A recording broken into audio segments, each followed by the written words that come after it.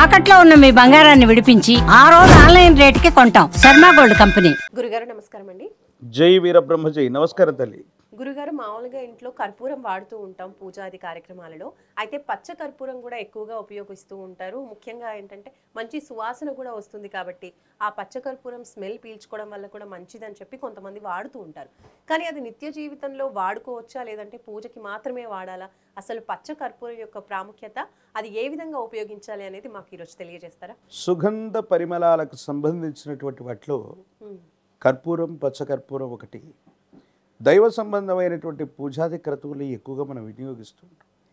ఎందుకని దైవ పూజల్లో మనం ఉపయోగిస్తూ ఉంటామంటే పరిశుభ్రమైనటువంటి వస్తువులు, వస్త్రాలు, పుష్పాలు, అలంకరణ సామాగ్రి ఇవన్నీ పెట్టినా కూడా సువాసన భరితమైనటువంటి పచ్చ కర్పూరాన్ని ఉపయోగించడం వల్ల అక్కడ ఉన్నటువంటి వాతావరణం గాలి శుద్ధి అవుతుంది.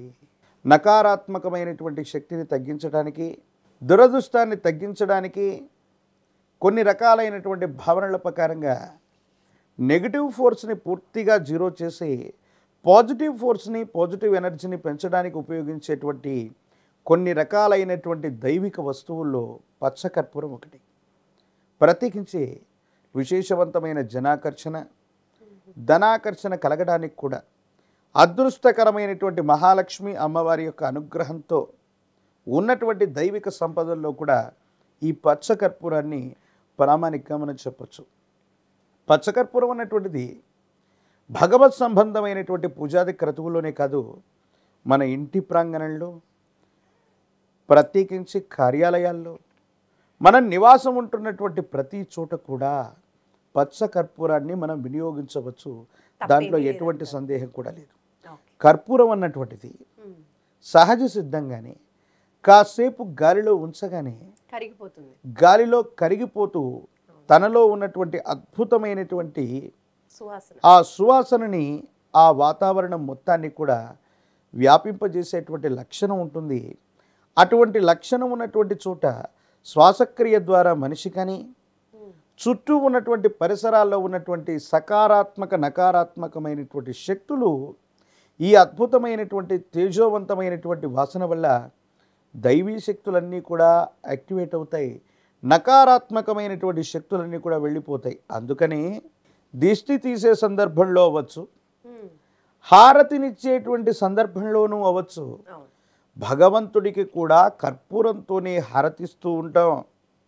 కర్పూరంలో ఉన్నటువంటి మరో ముఖ్యమైనటువంటి అంశం, సైంటిఫిక్ రీజన్ ఏంటంటే విపరీతమైనటువంటి కార్బన్ డైఆక్సైడ్ అక్కడ నుండి వెళ్ళిపోవడానికి కర్పూరాన్ని వెలిగించినప్పుడు నలుపు రంగులో ఉన్నటువంటి విశేషవంతమైనటువంటి ఆ జ్వాల పైభాగంలో పొగలు మనం చూస్తూ ఉంటాం. ఏ ప్రాంగణంలోనైతే కర్పూరాన్ని మనం వెలిగిస్తామో అక్కడ ఉన్నటువంటి కార్బన్ డైఆక్సైడ్ వెనువెంటనే బయటికి వెళ్ళేటువంటి ప్రయత్నంలో భాగంగా దట్టని నల్లని కాటుక వర్ణంలో మనం చూసేటువంటి పరిస్థితి ఉంటుంది. అంటే నిజంగా సైంటిఫిక్ రీజన్స్లో కార్బన్ డైఆక్సైడ్ అన్నటువంటిది ఒక విషవాయువు అయితే ఎక్కడ కర్పూరాన్ని వెలిగిస్తున్నాం వెనువెంటనే ఆ చుట్టూ ప్రాంగణాల్లో ఉన్నటువంటి కార్బన్ డైఆక్సైడ్ బయటకు వెళ్ళిపోతుందంటే నకారాత్మకమైనటువంటి శక్తిని కూడా కర్పూరం వేగవంతంగా ఆ ప్రాంగణాన్ని శుద్ధి చేసి బయటకు పంపించేటువంటి ప్రయత్నం జరుగుతుంది. కనుక ఇది అద్భుతమైన దైవిక వస్తువు. మహాలక్ష్మి అమ్మవారి యొక్క అనుగ్రహం పొందడానికి విశేషవంతమైనటువంటి ధనాకర్షణకి సూత్రం. అందుకే అతి ప్రాచీనమైనటువంటి సాంప్రదాయాలు తెలిసినటువంటి వ్యాపారులు పచ్చ కర్పూరాన్ని గళ్ళపెట్టెలో ఉంచుకోవటం, లక్ష్మీ దైవస్థానమైనటువంటి కుబేర స్థానంలో ఉంచటం, ధనాన్ని నిల్వబెట్టే ప్రతి చోట కూడా కర్పూరాన్ని ఉంచటం, దోష పరిహారం కోసం ఇలవేల్పు దేవతా స్వరూపాలు అవ్వచ్చు, ఇష్ట దేవతా స్వరూపాలు అవ్వచ్చు, ఇతరత్రా దేవగణాలన్నిటికీ కూడా కర్పూరంను, పచ్చ కర్పూరాన్ని తాంబూలంలో ఇవ్వటం వల్ల దోష పరిహారం కూడా అవుతుంది. నకారాత్మకమైనటువంటి శక్తులు, దృష్టి దోషాలు, గ్రహ దోషాలు, మనం ఉంటున్న ప్రాంగణంలోని సమస్త వాస్తు సంబంధమైన విషయాల్లో ఇబ్బందులు కూడా తొలగించగలిగిన శక్తి పచ్చ కర్పూరానికి ఉంది. కాబట్టి అమ్మవారి దేవి స్వరూపంగా మనం భావన చేస్తూ ఉంటాం. కుబేర స్థానంలో ఉంచటం వల్ల విశేషవంతమైన అనుకూలవంతమైన ఫలితాలు తప్పకుండా పొందే అవకాశం ఉంది. అంటే కొంతమంది అల్మారాలో బంగారం డబ్బులు పెట్టే చోట కూడా పెడుతూ ఉంటారు. అలా పెట్టడం వల్ల కూడా ధనాకర్షణ పెరుగుతుందంటారా గురుగారు? బంగారం, సువర్ణం ఈ రెండు కూడా అమ్మవారికి ప్రతిరూపాలు. మహాలక్ష్మి అమ్మవారి యొక్క ప్రతిరూపమైనటువంటి చోట వీటిని ఉంచటం వల్ల నగలు మనం తాకట్టు పెడుతూ ఉంటాం. పుస్తెల తాడును కూడా తాకట్టు పెట్టవలసిన ఆర్థిక సంక్షోభాలు మన దైనందిన జీవితంలో ఉంటూ ఉంటాయి.